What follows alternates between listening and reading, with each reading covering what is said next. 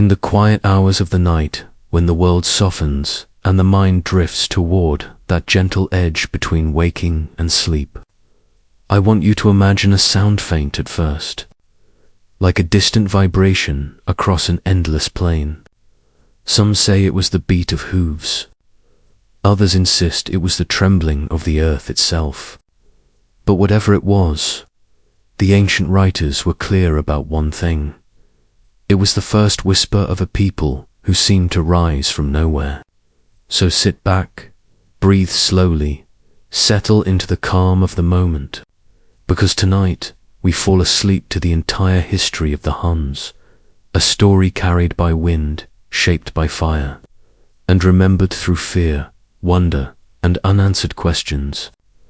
Our journey begins far beyond the edges of familiar maps, deep in the vast grasslands of Central Asian Ocean, of tall grasses swaying beneath a sky so wide it felt like it never ended. Some researchers believe the ancestors of the Huns emerged here, among the nomadic tribes who moved with the seasons, following their herds across the steppe. Others suggest they were forged in the shadow of the Zhongnu Confederation, that powerful steppe empire that challenged China for centuries. But the truth, like so much about the Huns, slips through our fingers. What we do know is this: long before Europe ever heard their name, these early steppe warriors mastered a world defined by motion. Imagine the wind against your face, the thrum of a horse beneath you, the smell of leather, sweat, and grass. Their lives were a symphony of movement-silent arrows released from curved composite bows, children learning to ride before they could walk, families carrying entire homes on wagons that creaked beneath the weight of their world. Some accounts describe them as shadows on horseback, silhouettes at sunset, silhouettes that moved too fast to track. Others speak of their skulls, elongated through ritual shaping, giving their warriors a striking, almost otherworldly appearance. Whether these descriptions were exaggerations or echoes of truth, no one can say for certain. But the atmosphere they create, the sense of mystery, of something unfamiliar drifting toward the west, remains impossible to shake. And as you listen, as your breathing slows, picture their fires glowing in the darkness of the steppe.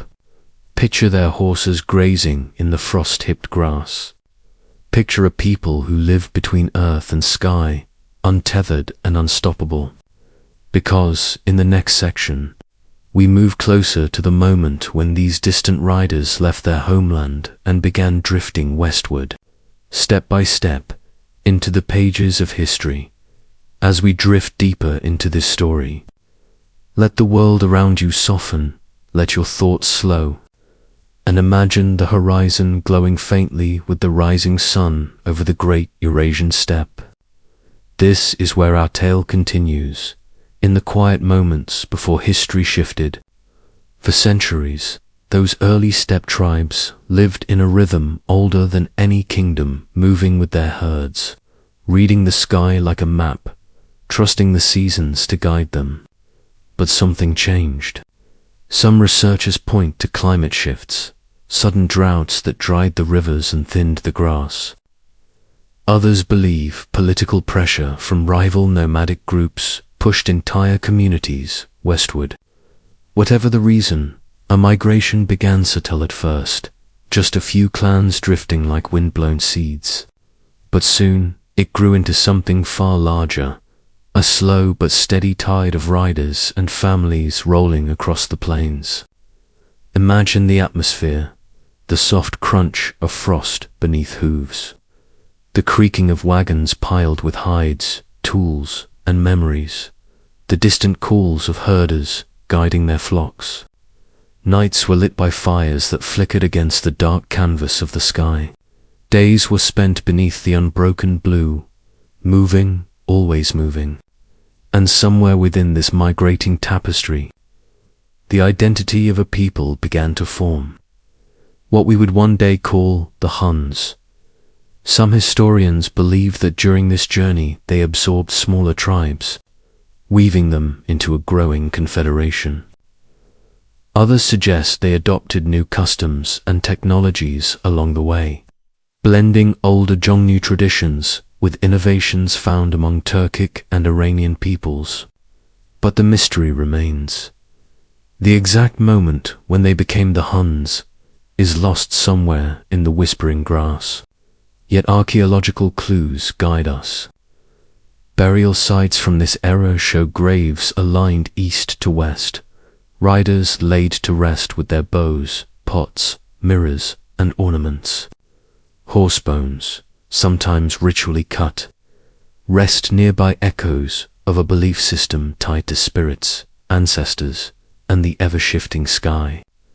These details help us paint a picture, though never a complete one.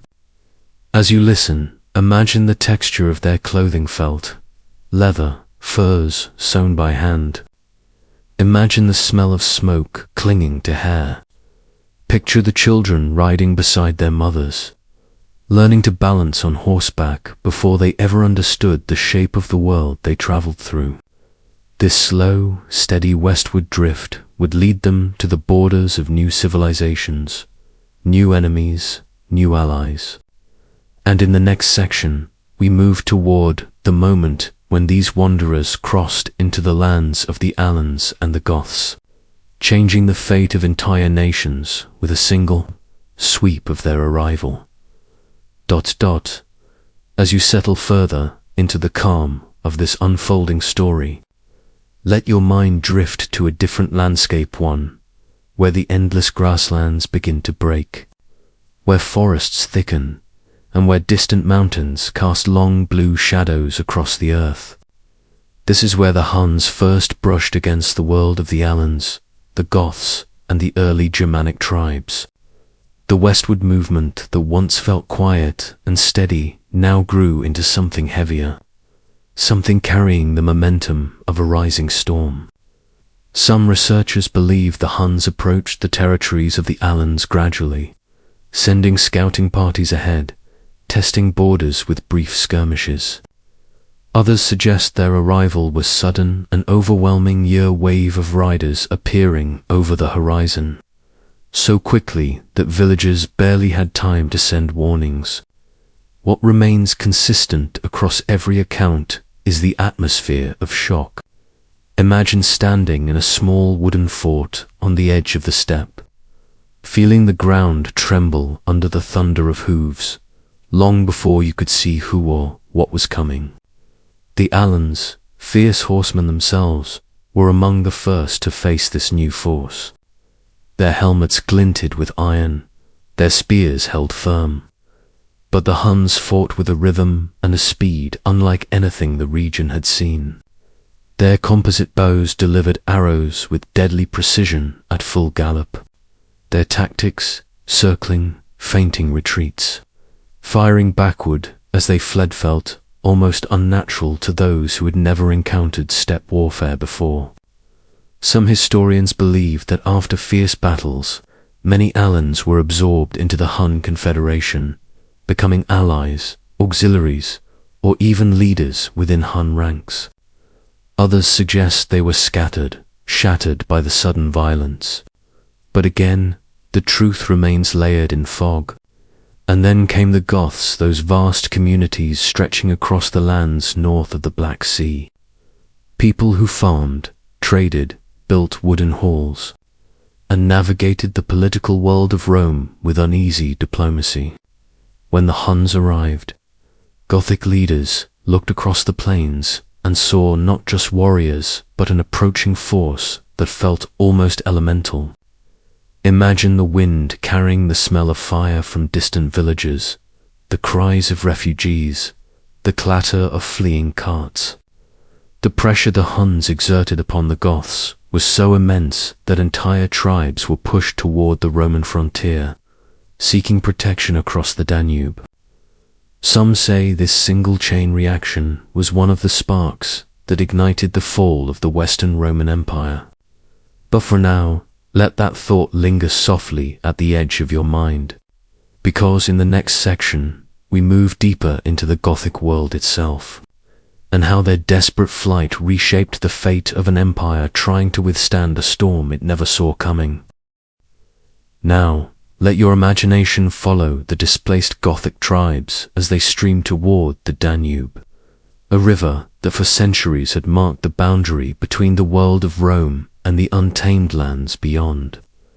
Picture the wide expanse of water glinting, silver under a muted sky, and the anxious faces of families clutching what little they could carry. Some researchers believe that entire villages moved together, wagons creaking under the weight of livestock and possessions, while others suggest that small groups fled in fragmented bands, each struggling to survive the harsh terrain and the growing threat of Hun pursuit. The Huns, meanwhile, were not far behind. Their presence felt like a dark shadow across the plains. Riders moved with silent precision, almost as if the earth itself had learned to carry them swiftly across grass, river, and hill. The Gothic leaders, desperate and wary, negotiated with Roman governors, offering promises of allegiance and protection in exchange for settlement within imperial lands. Some accounts suggest that the Romans initially welcomed them, seeing an opportunity to bolster weakened border defenses, while others hint at suspicion and feared that these newcomers carried the potential to become a threat of their own. Within this chaos, the atmosphere was thick with uncertainty. Imagine the smell of damp earth after rain, the low murmur of anxious conversation, the distant, eerie echo of horns, or the occasional sound of horses galloping in the twilight. As the Gothic refugees crossed the Danube, some were met with hostility, others with cautious hospitality, yet nearly all had to abandon familiar routines, surrendering autonomy for survival. The Huns, watching from the distance, shaped this migration without even entering the cities themselves. Their influence was invisible but undeniably psychological dominion as much as a military one. This pressure would soon culminate in events that left indelible marks on history: Gothic rebellion, battles that shocked Roman legions, and the terrifying realization that the empire's borders were no longer secure. Some historians argue that without the push of the Huns, the Gothic migration into Roman lands might have been gradual, a manageable flow rather than a chaotic flood. Others suggest that the arrival of Rome's disaffected populations, hungry for land and security, would have caused upheaval regardless.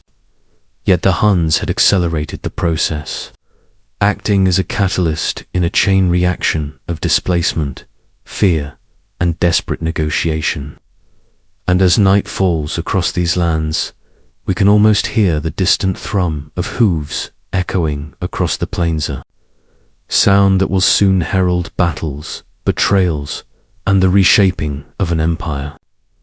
Next, we move to the first great confrontations between the Huns and Rome itself, where strategy, terror, and survival intertwined in ways that would define the age. As we turn our gaze to the first direct confrontations between the Huns and the Roman Empire, imagine the vast plains stretching endlessly beneath a grey sky, the air tense with anticipation and the faint metallic scent of sharpened weapons. The Roman legions, disciplined and methodical, arrayed themselves in tight formations, shields glinting and armor clanking with every movement, while scouts brought word of small, fast-moving detachments on the horizon. The Huns, on the other hand, were the embodiment of unpredictability, their mounted warriors like shadows slipping across the landscape, arrows whistling through the air with deadly precision. Some historians suggest that the Huns used psychological warfare as much as brute force, striking suddenly and vanishing before Roman counters could organize, leaving panic and confusion in their wake. Others proposed that their mastery of cavalry tactics was the key to their success, a combination of speed, coordination, and an almost instinctual understanding of terrain that made them nearly impossible to trap. Imagine the chaos of a battlefield where dust clouds rise like ghosts from the pounding hooves, the clash of steel ringing across the plain, and the cries of men and animals intertwining in a terrifying chorus. The Romans, accustomed to conventional siege and infantry combat, found themselves at the mercy of a force that refused to fight on predictable terms. Cavalry units would sweep in from unexpected directions, encircle small detachments, or retreat only to return with greater force, demonstrating a strategic sophistication that confounded even seasoned commanders. Some researchers note that the Huns' ability to supply themselves through mobility and living off the land gave them an endurance unmatched by their sedentary opponents, allowing raids and campaigns that could stretch over weeks or months without the logistical support that Roman armies relied upon. As each engagement unfolded, the psychological impact on both sides was profound. Fear became as potent a weapon as any sword or bow. Roman officials documented not only military defeats, but also the terror that spread through towns and villages, as news of Hun raids traveled, destabilizing entire regions without a single formal battle. And yet, despite their reputation for brutality, the Huns were not merely marauders. Their campaigns were calculated, exploiting weaknesses, negotiating where advantageous, and integrating conquered peoples into their economic and military systems. The landscape itself seemed to bend under their presence. Rivers crossed with ingenuity. Forests navigated silently, hills used as vantage points for sudden attacks. As night falls on these early clashes, one cannot help but wonder how an empire that had endured centuries could be so swiftly shaken. Its traditions of warfare challenged by a nomadic people who seemed to exist almost entirely beyond the rules of engagement. From this uneasy introduction, we will next explore the rise of Attila, the man who had become the living embodiment of Hun power and the shadow looming over Rome itself. Now, imagine the wind sweeping across the endless steppes of the Pontic Caspian plains, carrying with it the faint scent of smoke from distant fires, the echoes of hooves, and the murmurs of a people who seemed to ride not just across the land, but through history itself. This is the world in which Attila, later known as the Scourge of God, would rise, a figure shrouded in both legend and fear, whose very name would send shivers through the courts of emperors. Some accounts suggest that Attila's childhood was steeped in the harsh realities of nomadic life, where survival demanded cunning, strength, and the ability to command loyalty from those around him. Others speculate that his early years were marked by exposure to the fractured political landscape of the Huns, where rival factions competed for dominance, teaching the young prince lessons in both diplomacy and ruthlessness. Picture the compact, mobile encampments of Hun clans, felt tents swaying in the wind, the low murmur of warriors sharpening blades, the smell of leather, horses, and smoke intermingling in a raw symphony of nomadic existence. As Attila matured, his reputation for strategic brilliance and formidable leadership began to spread, fueled by both actual victories and stories that grew with each retelling. He was said to combine the unpredictability of the steppe with a deep understanding of his enemy's weaknesses, striking with the precision of a predator and retreating before the dangers of overextension could claim him. Some historians argue that Attila's rise was not merely a product of personal ambition, but a reflection of the structural adaptability of Hun society, which allowed for rapid consolidation of power under a strong leader. The Huns, after all, were masters of integration, incorporating conquered peoples and their skills into their ranks, creating a confederation that was simultaneously fluid and disciplined, mobile yet capable of devastating force. As rumors of Attila's campaigns reached the borders of the Roman Empire, panic began to ripple through the courts of Constantinople and Ravenna, where officials and generals debated how to respond to a threat unlike any they had faced. The image of Attila's army, swift, shadow-like, and seemingly unstoppable, haunted not only strategic planning, but the imaginations of those who had never set foot beyond city walls. With the steppes as his stage, and the vast territories of Eastern Europe as his canvas, Attila was poised to transform the Hun Confederation from a regional power into an existential threat to the mightiest empire of the age. And yet, behind the tales of terror and conquest, questions linger. Was Attila merely a product of his environment, or something altogether more extraordinary? From the shrouded plains of his early years, we now move to the very apex of his power, where the fate of empires would hang in the balance. As we follow Attila's relentless rise, picture the Hun cavalry thundering across open plains, a sea of mounted warriors whose every movement is coordinated with uncanny precision. Arrows streaking through the air like deadly threads of lightning. The Huns were not merely raiders. They were a force honed by generations of survival on unforgiving terrain, their bows composite, their horses bred for endurance and speed, their tactics shaped by instinct and experience rather than rigid military manuals. Some researchers suggest that the psychological impact of the Huns' appearance, faces painted or tattooed, hair wild in the wind, the glint of steel catching the sun, was as important as the weapons they carried, instilling fear before the first clash of swords. Attila's campaigns extended from the Danube to the borders of Gaul, each conquest weaving a complex web of tribute, alliances, and terror. Roman officials, accustomed to conventional warfare, were bewildered by the nomadic unpredictability, the way Hun forces could vanish as suddenly as they appeared, leaving devastation behind. Meanwhile, within the Hun Confederation itself, Attila maintained control not only through fear but through careful distribution of wealth and authority, ensuring that subordinate leaders had incentives to remain loyal. Archaeological evidence hints at a society that valued mobility and adaptability. Settlements were transient, but the wealth accumulated from Roman coins, silk, silver vessels, and other exotic goods was a tangible marker of power, displayed in elite burials and ceremonial contexts.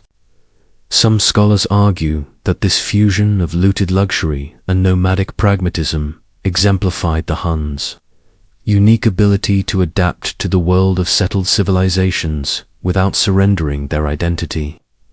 The strategy was as much economic as it was military. By demanding tribute from conquered populations, the Huns ensured the sustainability of their armies, while simultaneously spreading influence and establishing diplomatic leverage over distant powers. Yet for all the fear they inspired, there remained a complex cultural landscape behind the shock of conquest. Daily life for ordinary Huns combined pastoral practices, trade interactions with sedentary communities, and religious observances that included both shamanic rituals and horse sacrifices, hinting at a deeply ingrained worldview in which survival, honor, and the afterlife were intertwined. As we consider the scale of Attila's influence, it is tempting to see him only as a destroyer, but the Huns were also transmitters of culture, technology, and ideas, shaping the societies they touched. Their campaigns left imprints on metallurgy, warfare, and even language, a testament to the enduring footprint of nomadic ingenuity. And yet, despite the seeming invincibility of Attila's campaigns, subtle cracks began to form within the Confederation, challenges that would later define the decline of Hun power. From the thundering charge of conquest, we now turn to the intricate and often perilous web of diplomacy that Attila navigated, where negotiation was as lethal as the battlefield itself. Next we move to the shadowy world of Hun diplomacy, a realm where alliances were fragile, promises were fleeting, and every gesture could mask lethal intent. Attila, though feared for his sword, was equally formidable with words, navigating a delicate balance between intimidation and negotiation. Imagine the tense halls of Roman palaces where emissaries arrived bearing tributes of gold, silk, and silver, gifts meant to appease a ruler whose reputation could reduce entire provinces to smoke and ash. Some chroniclers suggest that court was a place of constant calculation, where the weight of a gesture, a gift, a seating arrangement, the tone of a reply could alter the fate of cities and empires. While contemporary Roman sources often depict him as a barbaric force of nature, archaeological evidence paints a more nuanced picture, a leader who understood the value of commerce, information, and psychological leverage. The collection of tribute was not simply extortion. It was a systemized practice that maintained the military and social structure of the Huns, allowing cavalry to remain mobile, warriors to be provisioned, and the elite to display their dominance through material culture.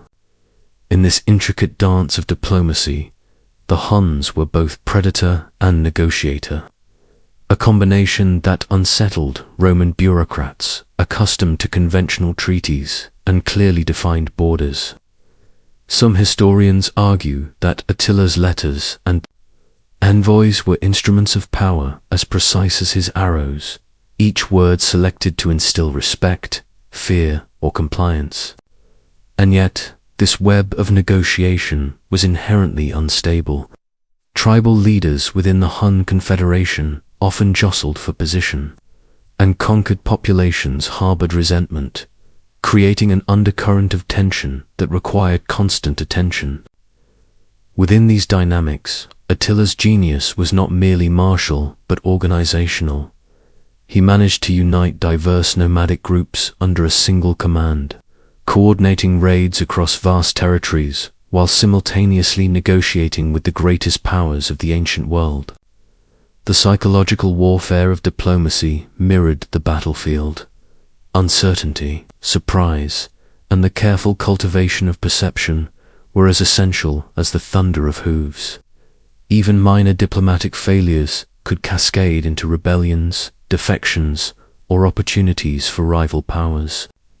As we trace these political maneuvers, one sees that the Huns' impact was not only measured in conquered lands or plundered wealth, but in the subtle reshaping of European power structures, where fear, negotiation, and cunning dictated the fate of empires. Yet for all this calculated control, the pressures of internal dissent, external threats, and environmental constraints loomed over the Hun Confederation, quietly sowing the seeds of challenges that Attila's successors would inherit. From this tense theater of negotiation, we now shift to the personal and cultural life of the Huns, the rhythms and rituals that sustained them between campaigns and shaped a society that was as fascinating as it was feared. From the arenas of diplomacy and war, we now turn to the intimate and often overlooked world of daily life among the Huns, a society that thrived on mobility yet held deep connections to family, ritual, and tradition. Picture the vast steppes, stretching endlessly under open skies, the wind carrying the scent of horse sweat, leather, and smoke from fires that dotted the horizon. Within this landscape, Hun communities moved with an elegant precision. Their yurts, portable, felt-covered dwellings, assembled and disassembled with practiced efficiency as families followed the rhythms of herds and seasons.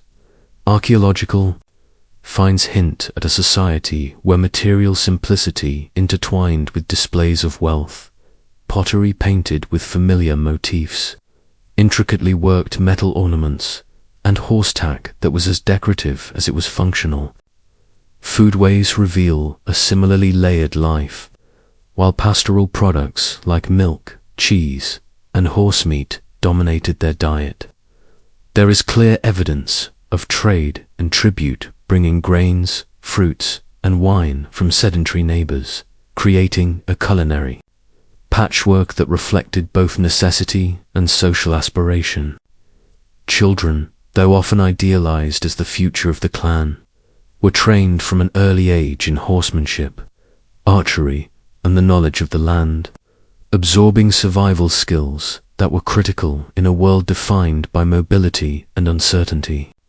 Religious and spiritual life added another dimension: graves containing horse sacrifices, ritual objects, and occasionally drums suggest that Huns believed the journey beyond death required preparation, echoing shamanic practices found across the Eurasian steppes. Some scholars propose that these rituals served not only spiritual purposes, but also reinforced social hierarchies and cohesion, reminding the living of their place within a vast, often perilous world, even as they encountered Christian and Roman traditions. Hun spiritual life showed remarkable flexibility, sometimes blending indigenous beliefs with foreign practices, a cultural elasticity that allowed them to absorb new ideas while maintaining a core identity. Yet daily life was never insulated from the pressures of politics or war. The collection of tribute, the sudden call to arms, and the movement of entire communities meant that Hun families lived with an ever-present tension between security and disruption. This precarious balance shaped not only their survival strategies but also their social structures, marriage alliances, and the education of their young. As we peer closer, the Huns emerge not merely as raiders or conquerors but as a society, finely attuned to the interplay of environment, mobility, and culture. There lives a constant negotiation between tradition and adaptation, and just as daily life hummed beneath the roar of empire, the next chapter draws us into the tangible remnants of Hun craft, the material expressions of identity and contact with the wider world, waiting to tell stories hidden in metal, pottery, and woven fibers. Next, we move to the material world of the Huns, where every artifact speaks volumes about their adaptability, cultural identity, and connections with distant lands.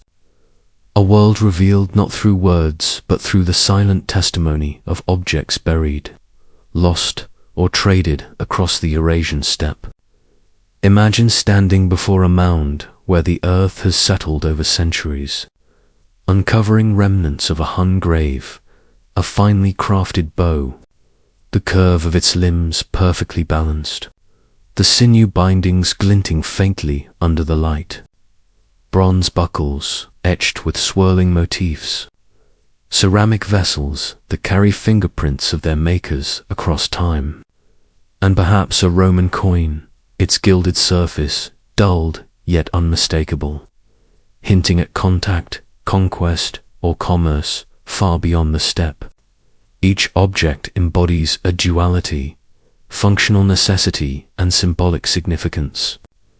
Horse harnesses, for example, were not merely tools of mobility. Their intricate decorations, carefully inlaid with silver or colored stones, signified status, lineage, and the spiritual bond between rider and steed. Pottery fragments suggest a society that retained traditional forms while experimenting with new shapes and styles, influenced by neighboring sedentary cultures, reflecting a dynamic negotiation between heritage and adaptation. Tools recovered from settlements reveal technological ingenuity. Knives, awls, and spindles shaped from local materials, yet designed to meet the demands of a mobile, pastoral lifestyle. Even the mundane, the small weights used for trading hides or grain speaks of complex economic networks and a society adept at balancing survival with accumulation of wealth. Archaeologists also find traces of textiles, delicate silks imported from China, perhaps woven into garments that wrapped Hun elites in both comfort and prestige. A tactile reminder of the vast trade networks that connected the steppes to distant empires. Luxury items, silver vessels, glass beads, or ceremonial horse trappings serve as evidence not just of material prosperity, but of the social rituals and political performances that reinforced authority and cohesion within Hun society. These artifacts, scattered across the Carpathian Basin, the Pontic steppe, and beyond, whisper of a people who mastered the art of synthesis, blending nomadic tradition with borrowed innovations, crafting identities that were at once rooted and fluid. As we sift through the tangible traces of their lives, the Huns begin to emerge not as a monolithic threat to empires, but as a culturally sophisticated, materially inventive society, whose objects carried stories of connection, adaptation, and power. From the quiet testimony of their craft, the next chapter takes us deeper into the economic lifeblood of Hun expansion, the tribute, trade, and extraction networks that sustained not just survival, but dominance across continents. From objects and artifacts, we now turn to the economic pulse that underpinned Hun power, a hidden network of tribute, trade, and resource management that extended far beyond the open steppes and into the heart of empires. Sit back and imagine the vast expanse of grasslands, where mounted warriors rode under skies that stretched endlessly, carrying not just weapons, but demands for tribute. The invisible threads of economic control that bound distant communities to Hun authority. Some researchers suggest that conquered peoples were required to provide livestock, grain, and crafted goods, while others argue that voluntary trade relationships often blurred the line between coercion and commerce, creating complex systems of mutual dependency. Evidence of Roman gold coins, Persian silver vessels, and Chinese silk textiles in Hun burials offers a tangible glimpse into these connections, showing that their reach was not merely military but economic, extending across continents through both force and negotiation. Trade routes, some following ancient caravan paths and river systems, carried more than luxury goods. They transmitted knowledge, techniques, and cultural practices that would ripple across Europe and Asia for generations. Archaeological studies suggest that settlements along these trade corridors often combined nomadic and sedentary elements, reflecting a hybridized economy. Pastoral herding sustained mobility and military readiness, while agricultural produce, crafted items, and precious metals facilitated diplomacy, prestige, and wealth accumulation. Military campaigns themselves functioned as economic engines, extracting tribute while providing opportunities for raiding, redistribution, and display of dominance. A cycle that ensured resources for large mounted armies and lavish elite courts. The interconnectedness of these systems illustrates a strategic sophistication often underestimated, a network that integrated conquered populations, facilitated cultural exchange, and maintained political authority across vast, sometimes hostile territories. Yet, as the Huns expanded, these networks became both a source of strength and vulnerability, as overextension, resistance from subjugated communities, and environmental pressures began to strain supply lines, destabilize populations, and create the conditions for political fragmentation. The material wealth that once symbolized invincibility would increasingly serve as a record of both success and tension, of the thin balance between domination and assimilation. Next, we will explore how these economic systems intertwined with technological innovation, transforming warfare, craftsmanship, and cultural expression, and leaving legacies that would outlast the Hun political presence, echoing in the technologies and art forms of medieval Europe. Next, we move from the wealth of empires to the instruments of conquest themselves, the technologies and innovations that allowed the Huns to dominate vast territories with surprising speed and efficiency. Picture the rhythmic thrum of hooves across endless plains, the taut twang of composite bows releasing arrows that could pierce armor at incredible distances, a sound that would have sent shivers through the hearts of Roman and Germanic soldiers alike. The Huns did not invent the bow, but they perfected it, combining laminated wood, horn, and sinew into a weapon that was light, powerful, and devastating in the hands of a mounted archer, granting them mobility unmatched by any European army of the time. Some scholars believe that the stirrup, though its origins remain debated, amplified their cavalry's stability, allowing archers to pull the bow with full strength without losing balance. A technological edge that would echo through the medieval battlefield centuries later. Beyond weaponry, we see adaptation in metallurgy and horse breeding, with Huns selectively cultivating horses that could endure long marches across harsh terrains, endure severe cold, and carry both rider and gear with remarkable stamina. Siege techniques, another facet of their martial ingenuity, borrowed elements from Roman and other sedentary engineering practices, but were modified for rapid deployment by mobile forces, enabling swift assaults on fortifications previously considered impregnable. The tools of war extended beyond metal and wood into strategy itself, with formations and tactical approaches designed to exploit speed, surprise, and psychological terror-encircling enemies, feigned retreats, and sudden ambushes that would leave armies in disarray before engagement even began. These innovations were not static. Contact with conquered populations, whether Roman, Germanic, or Persian, prompted continuous refinement. Some researchers suggest that artisans absorbed foreign craftsmanship, blending decorative styles and functional improvements, resulting in artifacts that were both practical and symbolic, reflecting power, wealth, and prestige. Yet these technologies were more than instruments of destruction. They were extensions of a way of life, inseparable from the pastoral nomadic culture that demanded flexibility, speed, and resilience.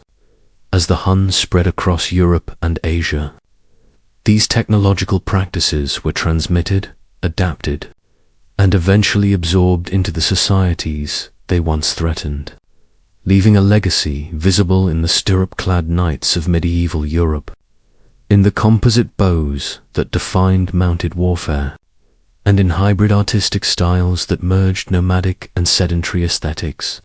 From one innovation to the next, the Huns demonstrate how necessity, environment, and cultural contact can produce lasting transformation. But technology alone could not secure their empire forever. And soon we turn to the pressures environmental, social, and political that began to unravel their dominance, pushing these horse-bound warriors into a new, uncertain chapter of history. Next we move to the profound demographic upheavals unleashed by the Huns, movements of people that rippled across Europe like unseen currents beneath the surface of history, reshaping societies in ways still visible to those who know where to look. Picture the vast Carpathian Basin, once dotted with nomadic encampments, now filling with displaced families, warriors, and their herds. The sound of hooves mingling with the cries of children and the murmurs of elders. Each step a silent pressure on the lands they traversed. Some researchers suggest that these mass migrations accelerated the fragmentation of the Western Roman Empire, while others emphasize their role in pushing Germanic tribes deeper into Roman territories, setting off a chain reaction of settlement, conflict, and assimilation. The Lombards, Vandals, and Goths were all caught in these flows, moving as much in response to Hun pressure as to their own ambitions, their routes marked by the exhaustion of soil, the collapse of villages, and the hurried construction of temporary defenses. Archaeological evidence shows sudden shifts in burial practices, settlement patterns, and material culture, hinting at a population in motion, communities adapting to new environments, sometimes blending with locals, sometimes standing apart in defiance of assimilation. Disease, too, followed these migrations. The movement of humans and livestock across vast distances created new epidemiological conditions, leading to outbreaks that historians and archaeologists can only partially trace, but which undoubtedly shaped mortality rates and the resilience of communities. Beyond physical movement, there was a subtler demographic consequence: the integration of Huns into neighboring societies, whether through conquest, tribute, or intermarriage, introduced new genetic lines and cultural practices into populations across Europe, leaving traces detectable centuries later in both skeletal remains and enduring folk traditions. Some researchers argue that the Huns' pressure accelerated the spread of Christianization, as local leaders sought to stabilize their populations and integrate newcomers under a single religious framework, creating the conditions for a more unified, if still fragmented, Europe. The interplay of migration, conquest, and cultural absorption illustrates a dynamic human landscape, one constantly in flux, where identity was negotiable and survival demanded adaptation. And yet, for all these movements, questions remain: which practices persisted, which vanished, and how did ordinary people navigate the uncertainty and upheaval that these massive migrations wrought on their daily lives? In the following section, we will examine the economic and social transformations that arose from these migrations, exploring how the Huns' movements reshaped trade, tribute systems, and the very foundations of medieval European society, from one mystery to the next. We now delve into the economic and social transformations triggered by the Hun expansions, a ripple effect that reshaped not only the territories they traversed, but the very fabric of European society itself, leaving traces in trade networks, settlement patterns, and the hierarchies of power. Imagine, if you will, the caravans winding along the Danube and the Pontic steppe, laden with tribute collected from conquered peoples, livestock, textiles, grain moving under the vigilant eyes of Hun warriors, their hooves drumming a steady rhythm that echoed across the plains. Some researchers believe these tribute systems acted not just as mechanisms of wealth extraction, but as instruments of political control, binding diverse populations into a loose, often uneasy confederation under the shadow of Hun authority. Alongside tribute, trade flourished, though in a peculiar symbiosis. Roman merchants, Persian artisans, and Chinese traders found their wares moving through nomadic hands.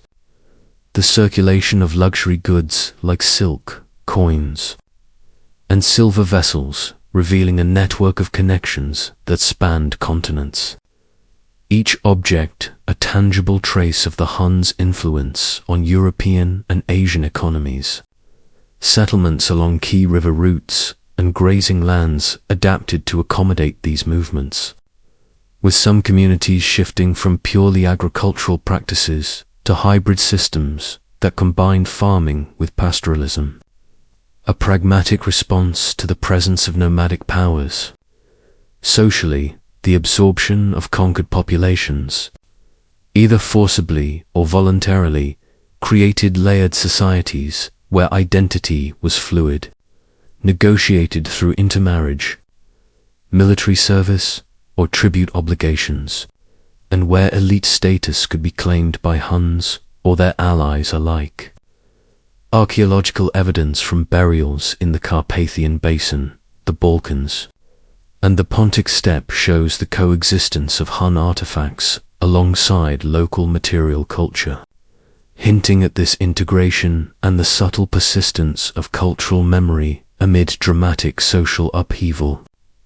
Researchers note that the adaptation of Hun military techniques, such as horse archery and composite bow usage, was not limited to the battlefield. These skills influenced the organization of local militias, the recruitment of mercenaries, and the eventual structure of emerging medieval armies, blurring the line between nomadic and sedentary societies. Yet, beneath these structural shifts lies a more human story. Families uprooted, communities negotiating new allegiances, and children learning to navigate a world shaped by both fear and fascination of the Huns. The legacy of these transformations endured long after the political collapse of Hun dominance, seeding innovations in trade, governance, and social hierarchy across Europe. But the question lingers: how did these economic and social adaptations influence the daily rhythms of life for ordinary people, the ones who felt the weight of tribute and the shadow of mounted warriors, yet also found ways to survive, to integrate, and to remember? Next, we explore the military innovations of the Huns and the enduring mark they left on European warfare, a shadow of mobility and terror that would echo through centuries of battlefields. Next, we turn our attention to the military innovations that defined Hun power, the strategies and technologies that allowed relatively small, mobile forces to challenge empires and reshape entire regions, leaving a legacy that would echo through medieval European warfare. Picture the vast open steppe, the wind whipping through tall grasses as Hun cavalry, mounted on small, hardy horses, move with uncanny coordination, their bows strung tight, arrows flying in deadly arcs that could pierce armor from surprising distances. Some historians suggest that the secret to Hun dominance was not merely their weapons, but their unparalleled mobility and mastery of psychological warfare, sudden raids, feigned retreats, and the relentless pursuit of weakened enemies created an atmosphere of terror that extended far beyond the battlefield.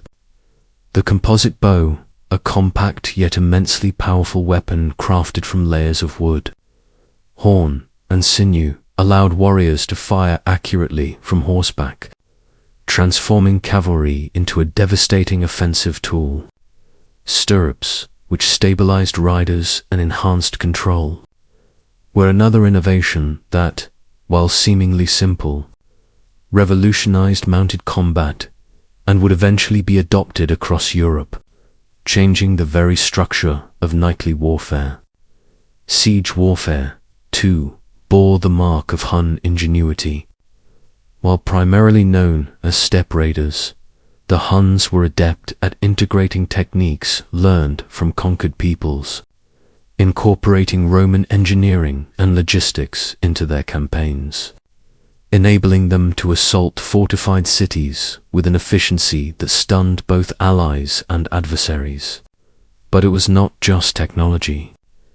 It was the organizational structure of their forces, a flexible command system that allowed rapid adaptation to terrain and enemy tactics, blending reconnaissance, mobility, and archery in ways few sedentary armies could anticipate. The recruitment of conquered populations, including Germanic and other steppe groups, further augmented their military capacity, creating hybrid forces that fused nomadic speed with local knowledge and resources. Archaeological evidence, from arrowheads scattered across plains to the remnants of horse harnesses and tactical encampments, paints a picture of a military machine both terrifyingly effective and remarkably adaptable. The ripple effect of these innovations persisted long after the political collapse of Hun power. European armies began to adopt similar cavalry techniques. Composite bows became standard in Eastern and Western warfare, and the concept of highly mobile, multi-ethnic armies would shape the strategies of medieval kingdoms. Yet even with these achievements, questions remain. How did ordinary soldiers endure the relentless campaigns? And how did the fear and spectacle of Hun warfare seep into the consciousness of the empires they challenged? From the deadly precision of arrows to the thunder of hooves across the steppe, the Huns left a legacy of military mastery whose influence would shape European battlefields for centuries, setting the stage for a deeper exploration of their cultural and technological imprint on the civilizations they encountered. From the battlefield, we move into the quieter, yet equally revealing spaces of Hun life, their settlements, burial sites, and the traces of daily existence that speak to a society balancing tradition with the influences of conquered peoples. Imagine stepping into a Hun encampment, the scent of livestock mingling with smoke from fires where warriors and families cooked meals that combined the products of pastoralism with goods obtained through trade or tribute. Pottery fragments tell a story of continuity and adaptation. Vessels shaped in familiar steppe styles sit alongside imported wares, each piece a testament to cultural contact and exchange. Food remains, analyzed by archaeologists, reveal diets that were neither static nor simple. Dried meats and dairy products from herds, mingled with grains and vegetables sourced from sedentary neighbors, hinting at complex economic and social relationships. Tools scattered across sites indicate technological adaptation. Iron knives, awls, and horse gear were crafted not only for survival but for mobility, reflecting a life constantly on the move, yet deeply rooted in tradition. Burial practices provide an even more intimate glimpse into Hun beliefs. Graves containing horse sacrifices, ornate weapons, and ritual objects suggest a worldview where material provisions accompanied the deceased into the afterlife, a reflection of spiritual priorities intertwined with daily realities.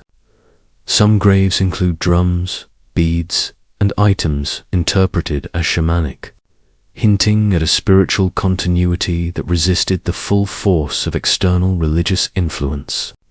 Even as Christian and other traditions began to permeate their world, the presence of Roman coins, Chinese silks, and Persian silverware in these contexts speaks to the vast networks that connected the Huns to distant civilizations, creating a fusion of wealth, artistry, and cultural exchange that transcended the steppe.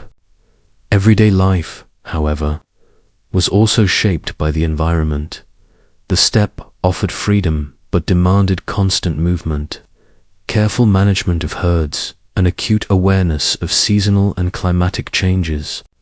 Disease, population pressure, and resource competition added layers of challenge to survival, forcing Hun communities to adapt not only technologically but socially, negotiating with neighbors and integrating newcomers into their complex tribal structures. And yet, despite these adaptations, a question lingers.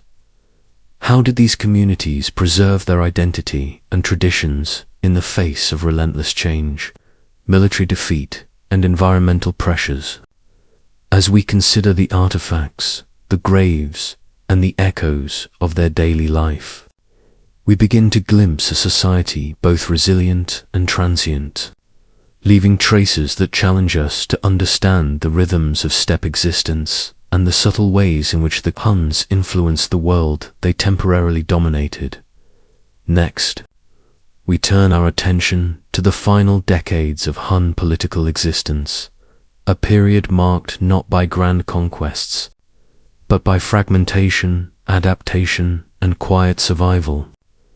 After Attila's death, the once mighty confederation splintered, and the political authority that had unified countless tribes vanished almost overnight.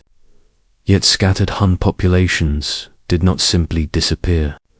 Across the Carpathian Basin, the Pontic steppe, and territories stretching into Eastern Europe, families and clans continued to navigate a world transformed by their own previous dominance. Some researchers suggest that in the East, Hun groups merged with emerging Bulgar confederations, finding common ground with Turkic nomads whose pastoral traditions mirrored their own. Burial evidence reveals a gradual blending of material cultures. Hun grave goods slowly gave way to Bulgar styles, yet many steppe practices endured, a testament to cultural resilience amidst political upheaval. In the West, the situation was far more precarious. Germanic kingdoms, like the Gepids and Ostrogoths, offered protection and land, but at the cost of sedentizing formerly nomadic populations. Excavations show the replacement of Hun artifacts with pottery and tools suited to farming rather than herding, signaling a profound cultural transformation. Some Hun warriors found purpose within Gothic military structures, their cavalry skills and archery expertise absorbed into hybrid formations that married Germanic infantry strength with nomadic mobility. Marriage alliances between Hun nobles and Germanic aristocrats further facilitated integration, preserving bloodlines even as languages, customs, and religious practices shifted. Environmental pressures compounded these changes. Paleoclimatic data indicates a cooling trend in Europe's late 5th century, turning fertile grazing lands into less hospitable forests and wetlands, forcing Hun herders either to relocate or adopt sedentary economies. Concurrently, Slavic agricultural expansion and the westward movement of Avar confederations created demographic competition, leaving fragmented Hun groups increasingly vulnerable. With the deaths of Attila's sons, centralized leadership evaporated, leaving tribal groups to pursue survival independently, often submitting to more organized neighbors in exchange for security. Disease, famine, and displacement added further strain, transforming once dominant conquerors into minority populations navigating complex political landscapes. And yet, even in this decline, traces of Hun identity lingered. Personal names, tribal designations, and tactical knowledge endured, subtly influencing the Germanic and early medieval societies around them. This period raises a haunting question. In a world that once feared their raids and revered their cavalry, how does a people reconcile survival with the erasure of political independence?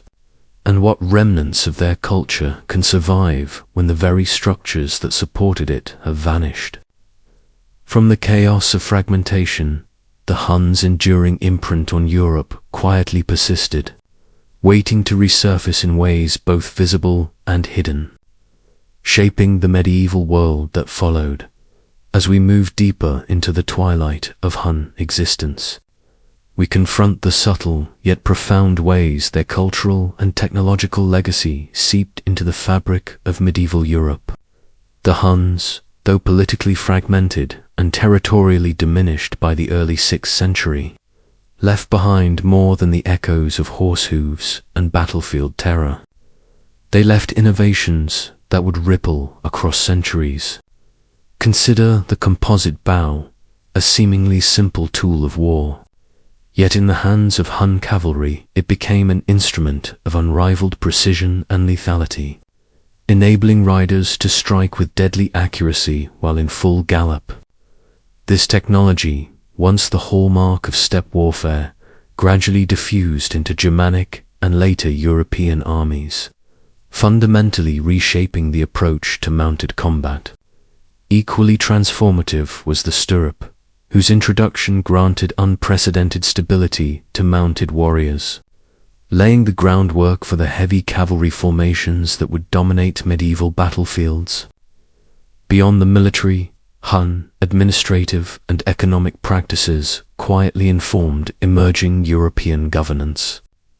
Their systems of tribute, collection, integration of diverse tribal groups, and coordination of mobile populations provided a blueprint for fiscal and administrative structures in the nascent kingdoms of post-Roman Europe.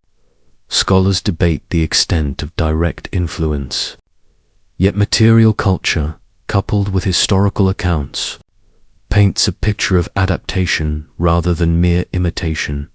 Hun concepts of mobility, logistics, and hierarchical organization found resonance in societies seeking stability. Amidst the chaos left by the collapse of Rome, even in the realm of art and craftsmanship, Hun decorative styles fused with Germanic metalwork and Roman traditions, producing hybrid motifs that would endure in early medieval material culture. Their migrations also irrevocably altered the demographic composition of Europe. Gothic settlements in Italy and Iberia, Vandal dominions in North Africa, and Germanic kingdoms throughout former Roman territories were all shaped, at least in part, by the movements set in motion by Hun expansion. Urban centers, previously unfortified, were transformed. Markets arose along former invasion routes, and settlement patterns adjusted to new geopolitical realities. Language, too, bore traces of Hun influence. Military terminology, diplomatic phrases, and even some administrative vocabulary crossed tribal and linguistic boundaries, blending with Latin and Germanic tongues to enrich the lexicon of medieval Europe. And yet, amid these enduring legacies, the Huns themselves had vanished as a coherent political entity. By 500 CE, what remained were fragments of memory, whispers of a people who had once commanded empires from the steppes to the heart of Europe. This paradox invites reflection. Can a society disappear from maps and chronicles, yet persist invisibly through innovation, culture, and influence?